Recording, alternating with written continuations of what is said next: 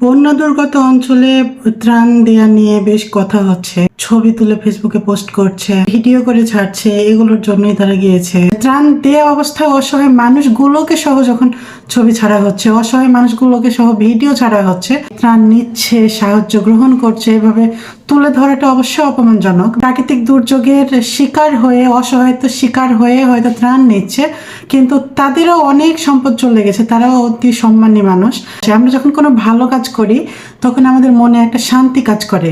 তাদের মনে শান্তি কাজ করছে, তারা হ্যাঁ হই হল্লা করুক, তারা আনন্দ করুক, তারা ফেসবুকে ছবি ছাড়ুক, এটাতে আমি খারাপের কিছুই দেখি না। গোটা বাংলাদেশের মানুষ এই বন্যাটার সম্পর্কে জানতে পেরেছে, বন্যার ভয়াবহতা সম্পর্কে জানতে পেরেছে। 10 জনকে ত্রাণ দিতে দেখছে বলে অন্যরা সাহস করে এগিয়ে যাচ্ছে, ছড়িয়েছে, ভিডিওগুলো ছড়াচ্ছে, ছবিগুলো ছড়াচ্ছে, শোরগোল পড়ে গেছে, মানুষ সাহায্য করতে স্বতঃস্ফূর্ত ভাবে এগিয়ে যাচ্ছে। যখন দেখছে যখন আরো 10 জন গেছে, আমিও যাব, এরকম একটা